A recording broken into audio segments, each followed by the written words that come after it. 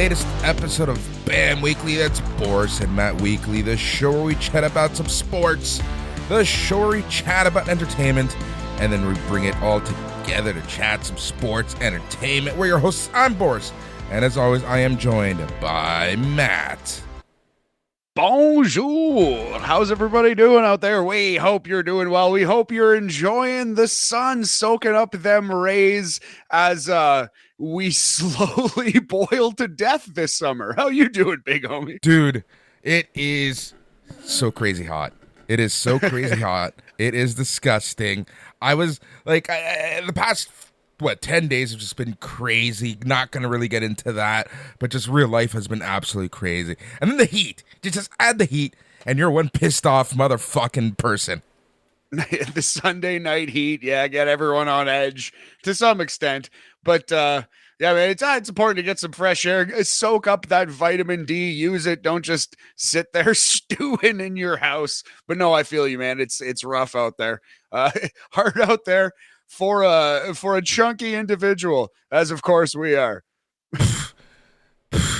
Man, speak for myself, I guess. Speak for myself, I suppose. No,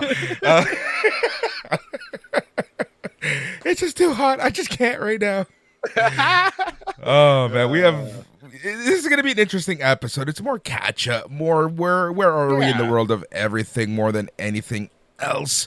The beauty right now here as if you're listening to this at the SNME feed is that we have a show for so much, and I don't want to take anyone's thunder, but I do want to give our thoughts, our opinions on where we are with certain things. And over the next few weeks, we're going to be thinking of what we're going to be presenting on BAM, just because then I have some aversion to talk about certain things on the post-credit scene, right? So we got to figure out exactly what the plan is and all that. But yeah, over the next few weeks, the main show, you're going to start getting a little, it's a few changes here and there for the better. And I'm really looking forward to a lot of that. Dope, man. Yeah, very excited. So yes, this week we will be talking a little Shohei Ohtani, a little bit of entertainment, and then just a catch up general where we're at with wrestling. It's going to be a brief one, just shooting the shit with you this summer, keep you company. Next week, we're not going to have a BAM, or you can feel free to do one solo if you want, buddy, but I will not be here. Speak for yourself. Speak for myself. I will not be here next week. I am going to a remote location. My sister is getting married next weekend, so yeah, we're all very excited for that. But yeah, I will be Northern Ontario, so I'm going to miss that. I'm going to miss SummerSlam as well. But, Boris, I think the next time we're on the network, this Sunday / Monday morning, I believe we're going to be doing a Great American Bash aftercast. 100%. We're just figuring out the time because we're trying to get the SNME correspondent, Steve Swift, in on that one. But yeah, we're going to be chatting some Great American Bash.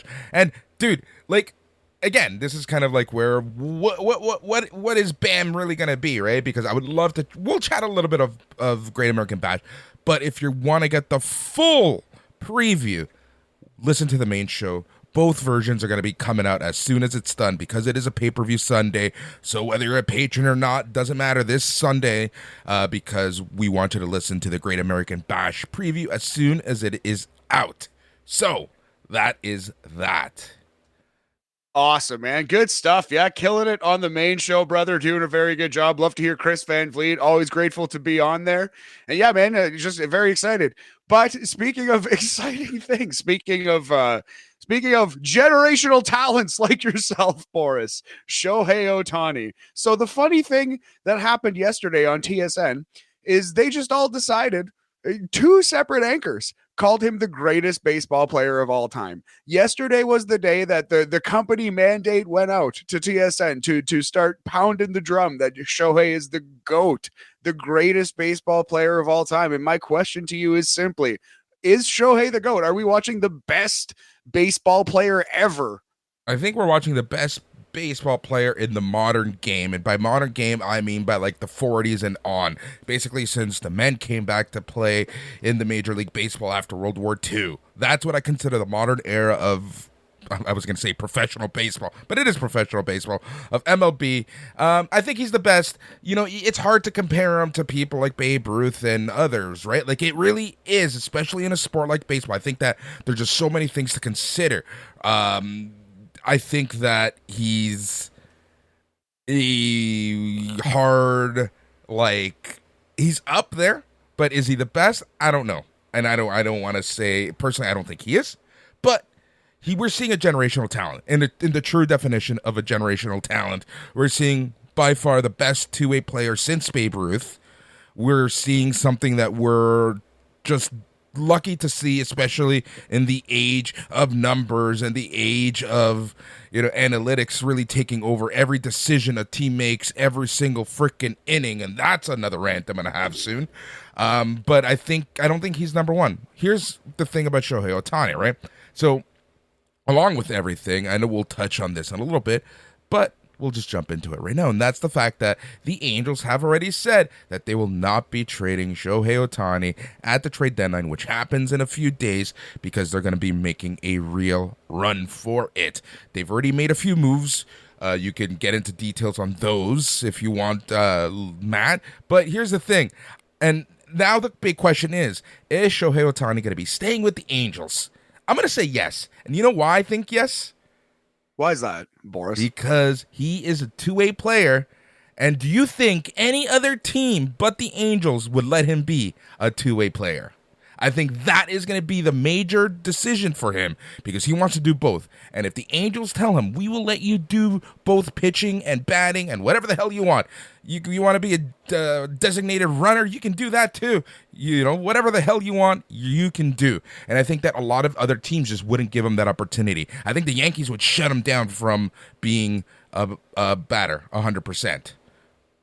It's possible. I don't know, man. I don't know that for sure. It seems kind of silly. Why would you pay $700 million for the guy and then like hamper him, you know? But I know what you mean. Modern day baseball, my wear friend. And tear. Modern day baseball. That's the only thing. Right? Like I just don't know. I don't know what other teams would do with Shohei Ohtani. I just feel like the Angels, because he's playing there right now, they can easily say, you do whatever the heck you want. And I feel like there's some form of an agreement somewhere that he's already told them that he will most likely resign. And that's the reason why they're like, okay, right, we're just going to make the run now, and we'll see what happens in the offseason with his contract. It's definitely very interesting. It's possible that that's the case. I don't think, I don't know. I know modern baseball and analytics are kind of, I don't know. They've definitely caused a lot of bad in the game, but I don't think they're like a boogeyman. You know what I mean? Like, I don't think it's fair to say that the Yankees, for sure, just because they're the evil team, would ruin Shohei Ohtani. Like, eventually, he's probably going to do only one of the two things, just because of wear and tear, I'm guessing. But he's still only going to be like 28 or 29 when he puts paper to pen on this contract. And I do think like he's got another at least 3 or 4 good years of this two-way dominance in him, probably. Like, yeah, I don't know. He is. It's just so funny that TSN, it just seems like they sent out a company-wide email, like a mandate, like all anchors must now from this point forward call him the GOAT, and it just to cause this conversation. But it worked. It worked on me. It's like it's so impossible to compare him to like a Babe Ruth, like you said. Like, go right now, if you're listening to this, go Google Babe Ruth's baseball glove. Look at what even the equipment that they were using in those days was so primitive, let alone the fact that, black people weren't fucking allowed to play when Babe Ruth was playing. Pretty goddamn big fucking omission there. So, like, obviously he wasn't playing against the best talent in the world. A lot of the best talent in the world wasn't allowed to play against Babe Ruth. So could you really call him the GOAT? I don't know. But yeah, man, it's really cool that Shohei is here and that he is staying. I understand why the Angels would not trade him, because you're always the Boston Red Sox who traded. You know, you're always going to be the people who gave up on Shohei Ohtani. I think he's the rarest of the rare. He's too good to trade. Even if he walks away, I think the fan base will be happy that they took the swing. They'll be happy that they tried. Yep. Yeah, for sure, 100%. But you know what? If he's happy at the Angels, let him be happy with the Angels, man. Let the man do what he wants. Are we done with Ohtani talk? because it is I trade think deadline, and things are happening right now. Lance Lynn and Joe Kelly returning to the Dodgers per The Athletic. Your boys, the Los Angeles Dodgers. Nice, man. Yep. Yeah, I think we're pretty done with Ohtani. I don't know if he's going to stay in Los Angeles, though. I do think it comes down to them making the playoffs this year. I really do.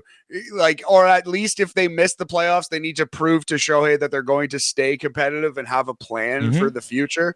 Because he's going to be wooed. He's going to be wooed. Every team is going to roll out the red carpet for this man. Who's the bigger free agent? Shohei Ohtani 2023, MJF 2024. Shohei Ohtani for sure. So Shohei okay, Ohtani for sure. Yeah, for sure.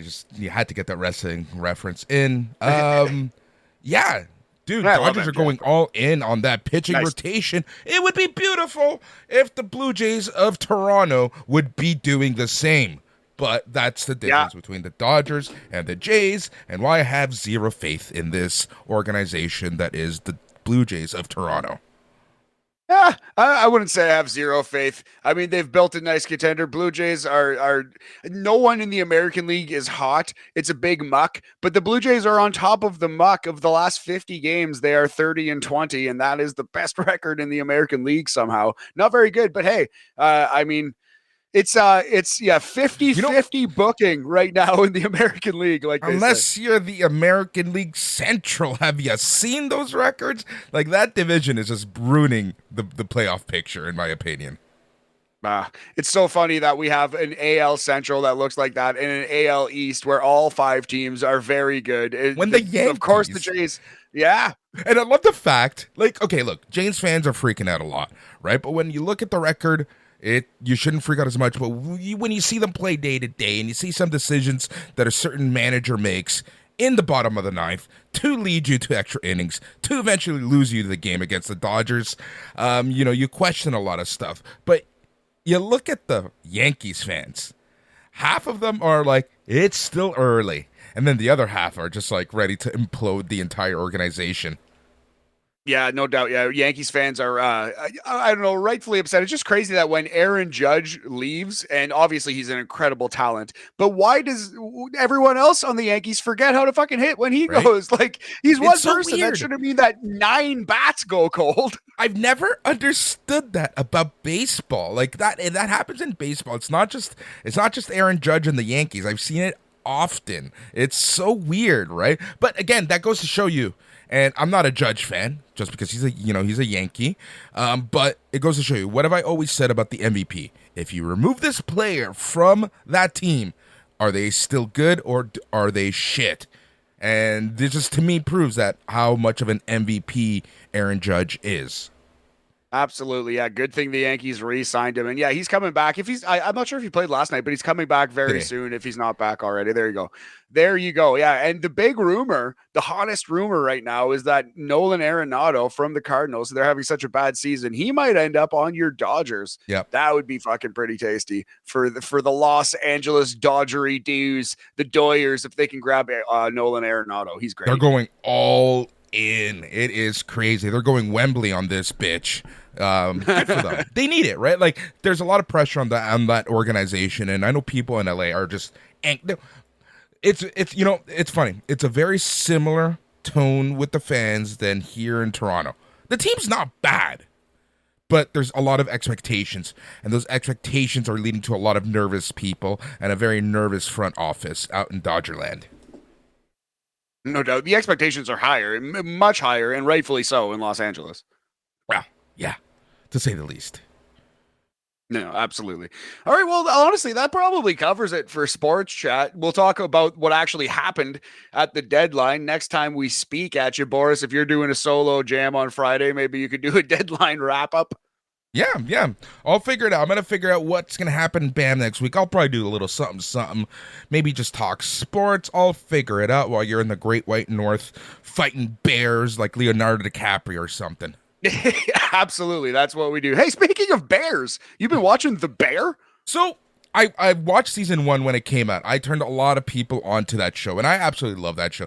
And it hits a very soft spot because I did run a kitchen for the family for a few years out in Oakville, and it was my brother's mother-in-law's place. And started as a dishwasher, moved to cook, then I ended up running the kitchen. That was kind of the job that got me through university, and yeah, so there was a lot of things about season 1 that really resonated with me. The whole family-run place, the craziness of a restaurant, and I really like the actor that plays Cam in that show. He was from Shameless. He's actually going to be in The Claw.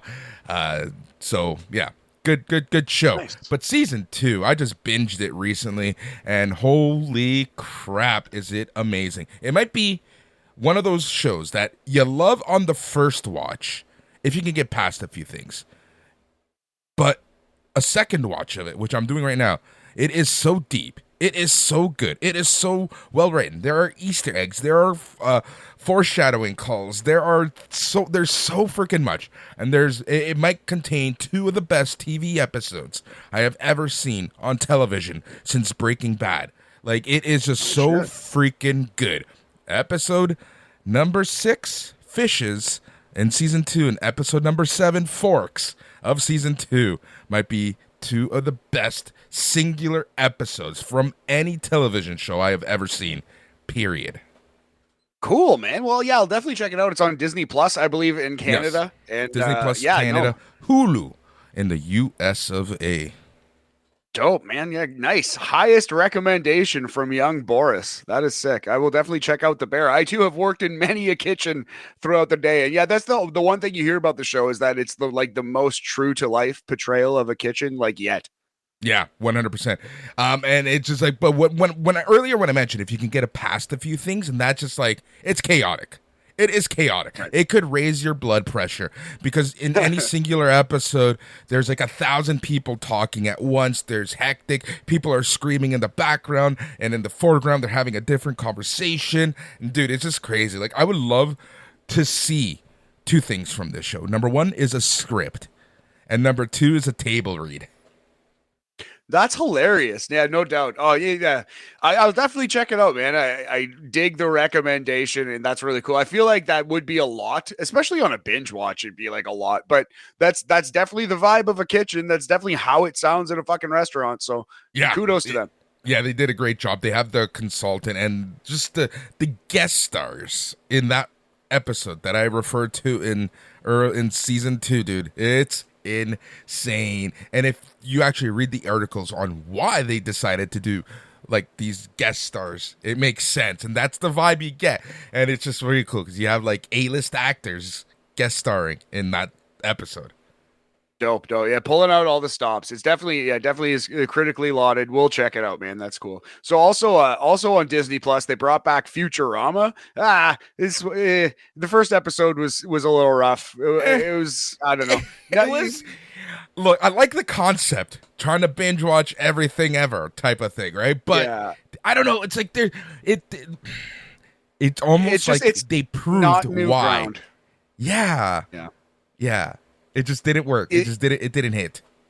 Yeah, no, I would not have started with this episode. It just it was not new ground. It's a joke that has been done by animated shows. In fact, kind of South Park kind of did a similar episode better. Like a couple shows have done episodes like this.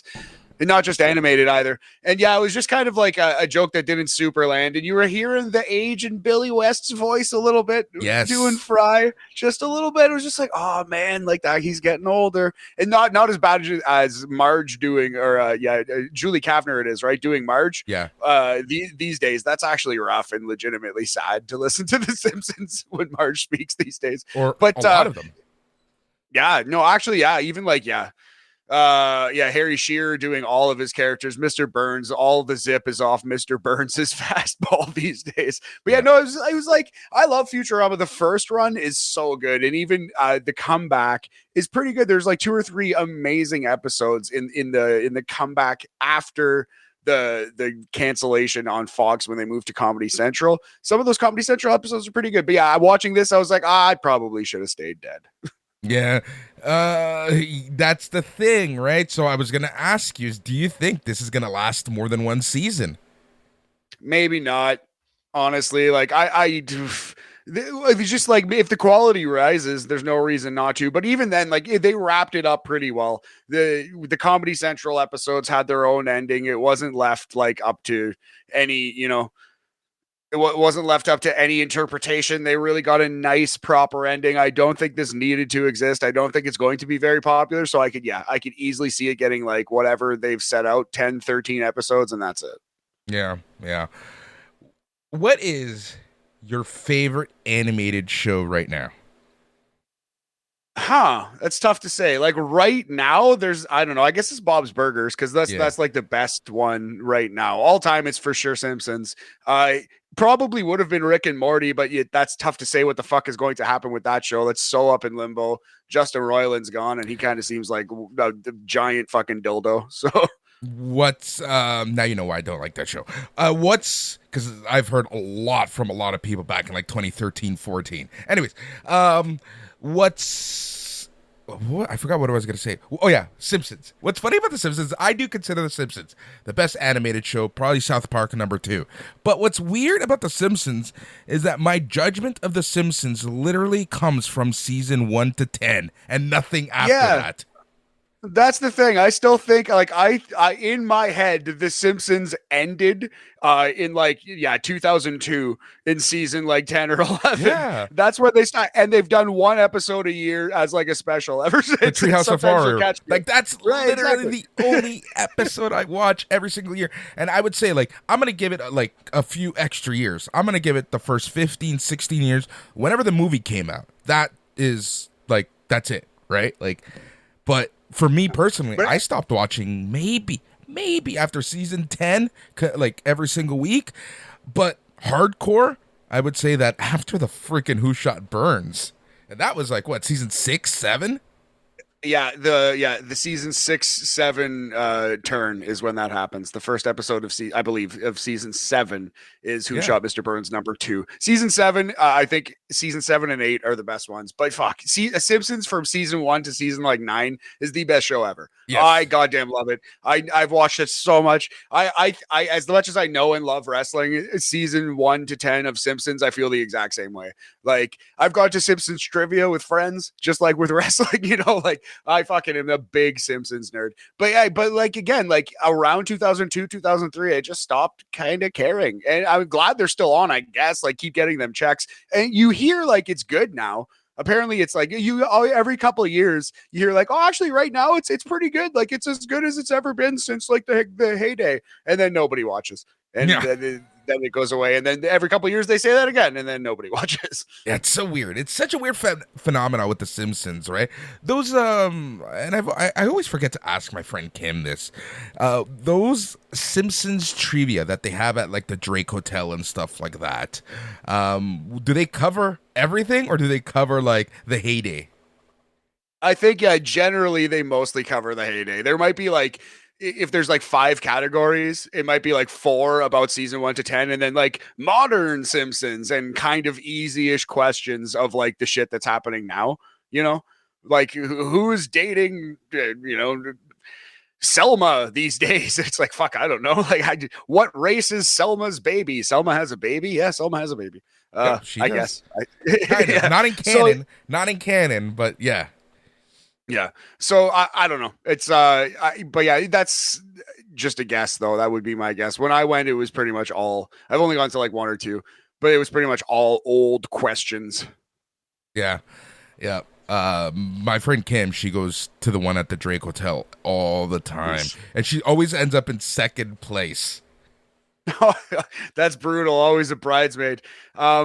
There's one like really close to the spot. What is it? The new Ambassador Tavern, Yes. which is right by like the Delaware exit. They do Yes. Simpsons trivia there, apparently. Yes, they apparently that place is really trying to like get a lot of people in by doing those type of events. I haven't been there since that it was like Italian cafe.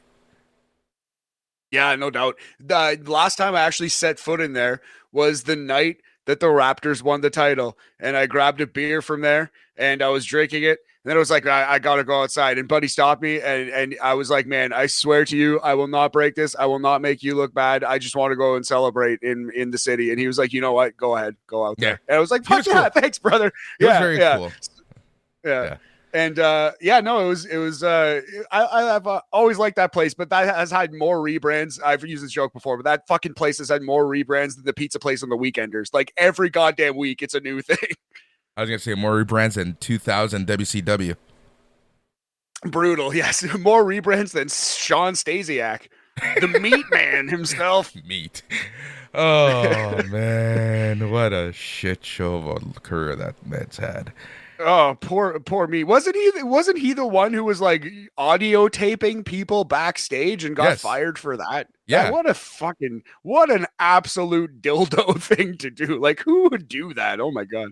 It's so I don't know, that wrestling. That's a wrestling business for you, right? Wrestling, yeah, brother. Actually, let's talk about some professional wrestling. What do you want to start with? We got a Great American Bash. We got a summer-based slam. Okay, so I don't want to do the preview for Great American Bash because, again, that's going to be on the main show on Sunday, and the main show on Sunday is going to be coming out for everyone as soon as it is complete. But let's just quickly talk about the Great American Bash and NXT, and like the funny thing that is NXT. Have you been keeping up to date with NXT? Not watching every segment, but kind of like perusing through the shows, like fast forwarding. There's just so much to watch, you know. But if I hear about a big thing such as Roxanne Perez and Blair Davenport grocery fight, I'll check that out for sure. Roxanne looking good. Damn. Yeah. Ms. Valkyria is kicking ass. Yeah. That's someone who, like, it's so weird because if you saw her in NXT UK, and then you see the push that she was getting. And we talked about this during the last few episodes of NXT Talk. And it's like, oh, man, this is ballsy. She's good, but she's not that good. But holy shit, has she just improved tenfold. And her match with Rhea Ripley this past Tuesday, dude, so good. Nice. Yeah. It was pretty good. And she is getting pushed very well. Like, she's responding well. Her character kind of sucks. It's kind of just like weird woman in the woods character. She is whatever. I don't know. I don't know how it's going to translate to the main roster, but she's an excellent wrestler. She always gets it done in the ring. Yeah. What's his name? Ilya Dragunov. Just banger after banger. Like every person that this guy touches, you can get a 5-star match from him. Do you think Dragunov's going to win the title? Dude, I'll be shocked if he doesn't. Yeah, I think it might be time. I think it might be time for young Ilya. He is such an excellent wrestler. It's twofold. Not only is this, and this is the thing, this is WWE. So you have to remember, this is WWE, so they don't do things properly. They do things in their head, right? The Cole and it's so hot right now with Trick Williams, especially Trick Williams. Trick is getting so over. It is crazy. But him and Mello, just so hot right now as an act. You got to move them up to the main roster. You got to, right? And then you have Ilya Dragunov, who's having banger after. He made Baron Corbin have a great match, for Christ's sake. Yes. Yes, absolutely. I give him the world title in NXT and let him wrestle some people, teach people how to work. If we can get not Baron Corbin, if we can get Ilya Dragunov versus Braun Breaker 2 at a pay-per-view at No Mercy, which is the next one in September, I would buy that show if it was on pay-per-view. Yes, sir. Yeah, man. No, that absolutely. Ilya Dragunov and Braun Breaker had an amazing match this year. Braun Breaker's sick, but like, there's still a lot happening in NXT right now. A lot to like. Thea Hale. Is it time for her to win the NXT championship, the women's title? Look, it's so weird because I still think that Tiffany Stratton should be the champ. But Thea Hale, she's making a damn good argument, similar to like, while people are hot, they should just make the moves, right? But I think that she's having a great run right now. And it's like every title match on Sunday means something major because it's like anyone could win. Like our boys, Like our boys, the D'Angelo family. No, I think they're winning the tag team titles for sure. Yeah, it could be one of those shows where like three or four titles change hands. I think for sure the tag team titles will change, though. That's a no doubter. The only one who's keeping his title for sure is Dominic Mysterio. Yeah, and with SummerSlam literally around the corner, it's time for the summer call-ups, right? Absolutely, yeah. Braun Breaker has been long overdue. Lots of guys are. But yeah, no, exciting little show coming up on Sunday. It should be a lot of fun. Yeah, I'm really looking forward to it. And like I said, we will have an aftercast in some shape, way, or form, a special episode of NXT Tuck, or whatever. We'll figure that out, but you are going to be getting that at some point on Monday. Let's talk about Ring of Honor. If a tree falls in the forest and no one's there to buy or watch it, did it actually take place? That is the story of Athena's career right now. Right? Honestly, amazing. I'm gonna focus on two matches. That's the ROH Women's World Championship, Athena versus Willow Nightingale. We talked about this on the post-credit scene. That's, our kind of chat after the main show that patrons get. And honestly, like, Athena's just killing. She's having great matches, even on regular ROH TV. But Willow Nightingale is just on fire right now, and it just kind of pains me a little bit that Willow Nightingale continues to get L's, because it just really seems like they just don't know what to do with her, but they feature her on TV week after week because she's popular. Absolutely. Yeah, we've done that rant. We don't need to retread that ground except to say, like, yeah, just please give her some W's. Please push this woman because she is going to be a star for you, Mr. Tony Khan. Yep.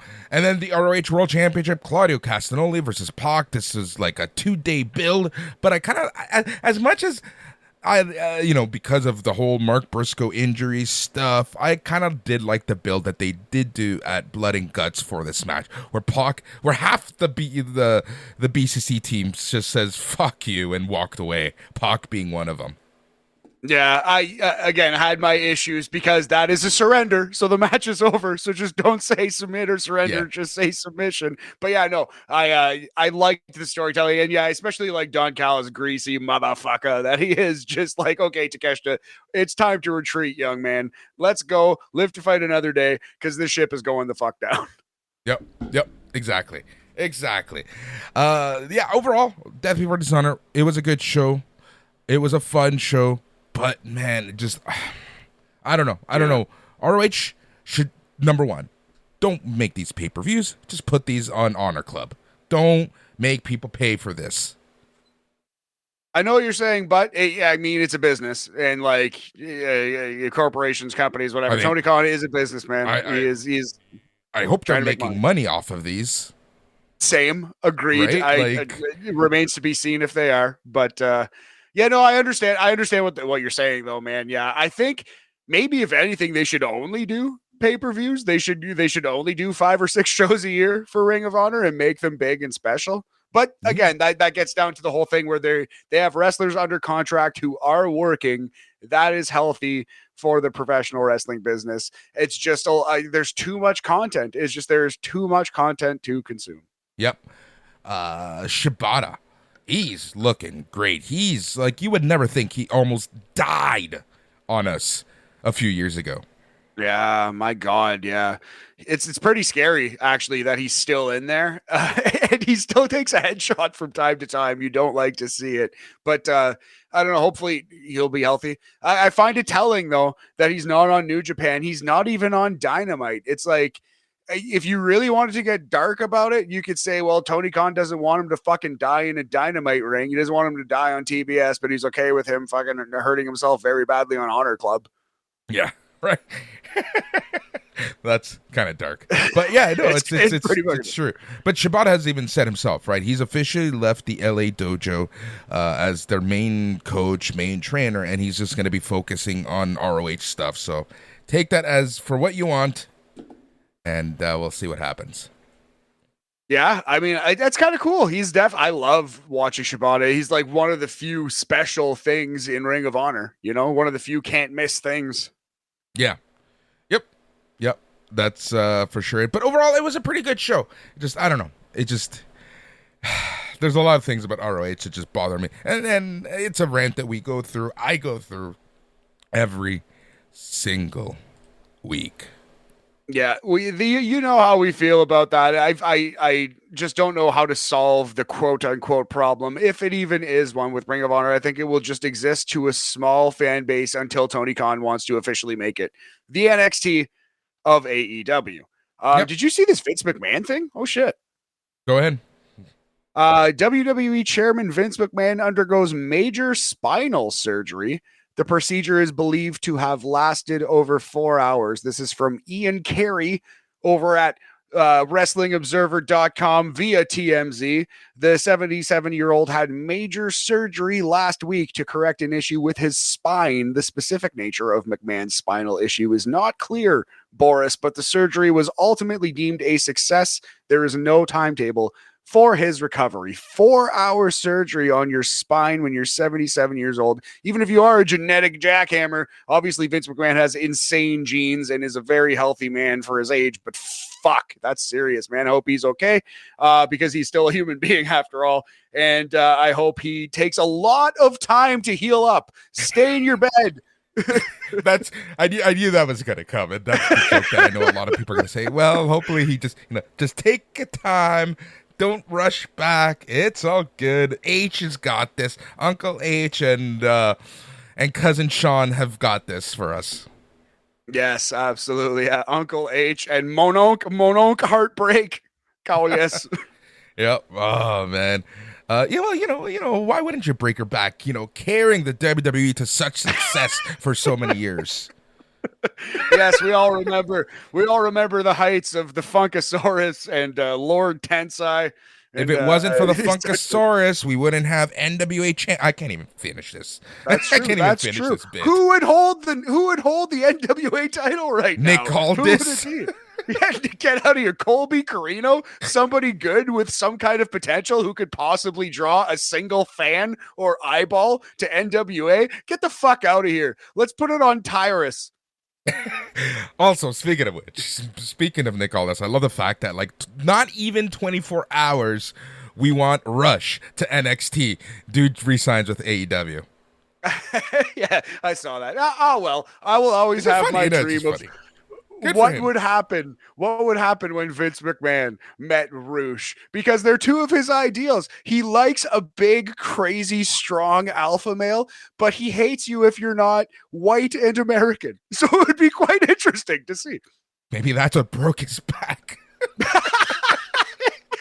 He had a meeting with Rush. He did a double take so hard that he shattered his spine in 3 places. I love it. Oh man. But like, yeah, but Rush is like such a Vince McMahon guy. Like if you like just he's a dick. He's a dick.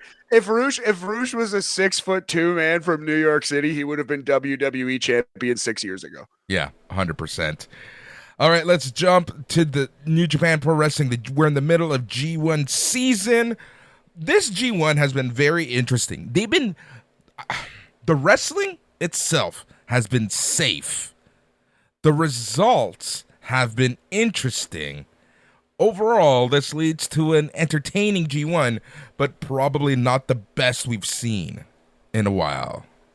Definitely, I know exactly what you're saying. I think it's been ramping up a little bit. There's been some off nights. A couple of the crowds have been a little off, and like I have not seen every match, of course, but what I've seen, I have enjoyed, Boris. And I think like Eddie Kingston's showing out. Like you said, there's a lot of young guys making some big names for themselves. I think overall it will be deemed a success. We are not getting the high level of matches that we got from like 2014 to like 17. That's probably the prime of the G1 is like 14 to like 17, 18, right? Yep, that's what I think. Yep. I mean, 12-ish. Yeah. 12-ish, but mainly 14 to 18. But we're getting great matches, right? Like Eddie Kingston and Ishii had a great match earlier this week, as did Ospreay and Okada. Great match. And the fact that like they have 20-minute time limits, they're doing really interesting things in those 20 minutes. And I think that, I've never thought I would say this, but I think having the 20-minute time limit is what is hurting this G1 in terms of quality. Just because in the mentality that a lot of these guys have is this has to be a 30-minute match.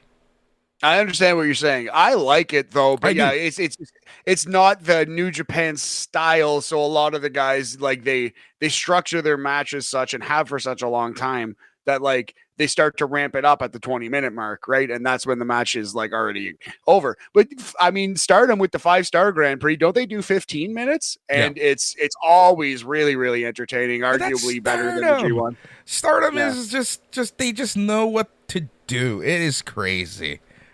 Easy breezy. One of these days, I'm just gonna stop watching all wrestling, including AEW, and just become a Stardom guy, just a full Stardom weeb. Just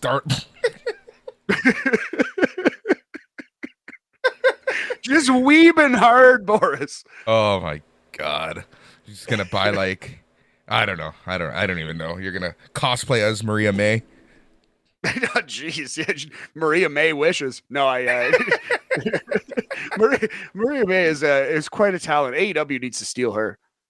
Yeah, dude, she's so freaking good in the ring. It is crazy watching, especially her progression from the beginning of the year till now. Like, she's so comfortable in the ring right now. It is crazy. And sometimes she's so fast in the ring. It is crazy. And this is, again, with Stardom in general. It's like you think you're watching on 2X, like, fast forwarding that bad boy. But no, that's just their speed. That's awesome. Yeah, a lot of the wrestlers definitely. But yeah, even like when you can keep up with the Azumis and the Starlight Kids of the world, the Suzukis of the world, you're doing a good job. Yeah. Stardom right now. Very good stuff. Very good stuff. So also we did a little fantasy draft there, bud. I'm trying to avoid that conversation. So yes, if you consult the G1 Fantasy Draft standings, the first ever inaugural Sunday night's main event G1 Fantasy Draft, you will see at the top, Matthew Steven Ederer, 34 points, Andre, 30 points, Mel, 25 points, Sully, 25 points, Boris, 24 points. By God, it's still lots of football left, lots of hockey left, but it's been a fun tournament, man. I like this G1 draft idea. I think we should keep that going every year. Agreed. I'm not just because I'm winning. No. I'm a fan of it, big time. A fan of it, big time. Yeah. It's interesting. So sorry, I was watching some stuff. So speaking of Stardom, that in the first night of the 5-star Grand Prix, Saya Kamitani was injured, right? Yeah, that was a dislocated elbow. The word is right. Yep, against Tom Nakano. So apparently, Kamitani was supposed to win this. Wow. Yeah. No, I've definitely obviously with the Japanese tournament like this, it's all booked down. Everything is carefully planned out. So they had to change everything on the fly after night one, which is devastating. But yeah, the fact that she had to win, that's crazy. But I mean, they had to rip up the whole thing anyway. So might as well start over. Yep. Yeah. But it just sucks. Because Kamitani was someone. Sorry, Kamitani was someone who was just getting that momentum, throughout the year, basically from March till now. You knew that she was going to have a good 5-star Grand Prix, but this is just really shitty. And it looks like Julia is coming stateside for a tour to end the summer. Awesome. I'm sure she won't appear in AEW, and that's dumb. It will make no sense. That division. I don't even know what to say about that division sometimes. Yeah, maybe we should close with a rant about the AEW women's division, because it is kind of shitty that that's one place where AEW misses the mark, man, honestly. And if you look around, it's becoming an industry standard to have a really good women's division. And it helps the companies that do. It helps Impact. It helps NXT. It helps WWE. Some of WWE's biggest stars are their female performers. AEW has a lot of talent in that division. They're not put in the proper place to succeed. But they have enough talent that they could be good, but there are some depth issues too. Like there are so many talented females out there. So maybe actually what we should do is like a top 5 people that AEW should sign immediately to help the women's division, something like that. We can do a fun little game like that and not criticize, but try to help. But anyway, what's your quick thoughts on the women's division? Tony Khan booking the women. It's so weird, man. Like I'm torn by this, and like I haven't really talked about this anywhere just because this is just the can of worms. But hey, let's open up this can of worms right now. After hearing all of Thunder Rosa's stuff, and then now you have people like Lou Fisto talking about and hinting at possible issues with the backstage at AEW. You have Saraya literally liking tweets. I will never fucking call it an X. Tweets, basically criticizing, the Outcasts booking and stuff like that. I think as we all have. Yeah, I think certain people just have way too much power and clout and power over Tony Khan and the direction of the women's division. And you know exactly who I'm talking about. Well, it seems like everyone's hinting that Dr. Britt Baker is like a negative presence in the locker room and in the women's division, but also she's the only star. But maybe that's why she's the only star. Is she holding people down like Kevin Nash? Right. Lufisto, and I quote from the website X.com. Is that what this is? I forget. Anyway, it's been a long time since I've been on Twitter. I don't miss it. Elon, you're doing a good job, buddy. Keep it going. Anyway, so yeah, quoting Lufisto on the website formerly known as Twitter, it's cute how people blame booking for a bad women's division. Talent with too much power, talent denigrating each other, talent trash talking potential employees so they never get in as soon as they walk in. It starts here. Quote, the one you called effing French Canadian asshole, unquote. And then a gif of, I believe that's Charlie Dempsey. No, it's Willy Wonka. A Willy Wonka gif. Oh, that is amazing. That is amazing. So, like, we like Lufisto here, you know what I mean? We've seen her in Canadian and American independence. Always kind of wondered why she never got a shot in AEW. Kind of figured it was health issues. Now to see something like this, it's like, fuck. But also, like, you just one side of the story. She didn't even name a name. She perhaps herself is like frustrated. I don't want to say the word bitter. You never know. Maybe she didn't make it because of her own thing, but maybe she didn't make it because someone fucking sabotaged her, and that sucks. So yeah. I don't know. And so that's just one issue right there, right?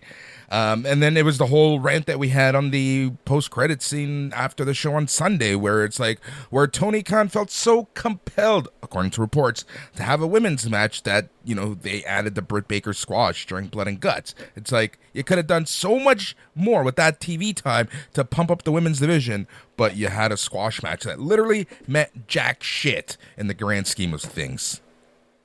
It's just, yeah, it's the biggest problem with Tony Khan's booking, separate of the women, but just in general, is his inability to have big matches. He saves too many big matches. In 2023, I understand, I don't know. I understand you shouldn't give away too much on free TV, but there's a certain expectation. Like, you have to have wrestlers wrestle each other, and he just won't have the big stars wrestle each other. It should have been, I don't know, Willow Nightingale should beat a Saraya one of these days. Why not? I think the biggest issue with Tony Khan's booking is that he doesn't know how to do a pivot. Jamie Hayter's injured. So the entire women's division right now is kind of on hold. The Outcasts 100% on hold until Jamie Hayter's back so they can continue their story. And we've seen this a few times with Tony Khan's booking, but it's really noticeable right now because the entire women's division in AEW is just on a standstill. Absolutely true, man. Yeah, and when Chris Statlander was hurt, it seemed like Jade Cargill just started spinning her wheels. when Christian Cage got hurt a couple years ago, or whatever it was. It seemed like Jungle Boy was just spinning his wheels. We've seen it over and over and over with AEW. And I mean, there's so much to like with AEW too, but there are I don't know, there are obvious fixes. That's why fans get so frustrated, because they're obvious, simple little fixes that could be done that could make this thing so much better. Yep. Exactly. That's my issue with it, right? But then you have when tribalism takes over. And I'm pretty sure there's a lot of people listening to this and thinking like that we're idiots because AEW is perfect, right? Or the opposite, that we're idiots because AEW is so bad and there's nobody in the women's division with any talent and this and that, right? Yeah, you're right. Exactly. It goes both ways. But yeah, whatever, man. You know what I just realized this week to end the show? Is August 27th is going to be a very busy day for me. It's a Sunday, so got the main show. It is All In Day, so that's a whole thing. And then that's also Impact Emergence in Toronto. Oh, shit, in Toronto, too, so you might have to attend that. Yeah. But that is a big one. All In, man. You'd think they'd announce a match for that. How have we not talked about this on this podcast? And can we talk about steroids in baseball? What about the steroids? To quote Charlie Kelly. Oh, I love it. There's so much to talk about. That's why I love this show. And you know what? Even if we don't give blow by blow, kind of having these conversations is always fun. But that's why I'm kind of, we'll talk about what the future holds for BAM in terms of its current incarnation and how we do stuff. Because BAM might just become the post-credit scene. We will see what happens. I'm down for that. Well, we'll figure it all out. But yeah, one thing's for sure, Tony Khan, get it together. I could just see Tony Khan coming up to me like, Matt, do you think it's easy? Like, yeah, it's pretty fucking easy, Tony. Figure it out and quick, Pivot. Kind of Pivot. Just pivot. Just pivot like a young Satnam Singh in the post, baby. Thank you for listening to BAM Weekly, the show where we chat about sports, entertainment, and then we bring it all together. Chat some sports, entertainment. Just remember, go to snmeradio.com for all of the Sunday night's main event stuff. Become part of the family and help keep the lights on by going to patreon.com/snmeradio. We've got all the shows, so much shows. There's so much wrestling on the weekend now, including SmackDown tonight, Rampage tonight. You got Collision on Saturday. Dude, there's all this wrestling. And then we have, like I mentioned, Great American Bash happening this weekend. So just remember snmeradio.com. And Sunday night's main event is where you get analysis, reviews, and chatter of all your wrestling needs. He's Matt. I'm Boris. Till next time, stay tranquilo. Yes, sir. And as always, to quote the great Brody Lee,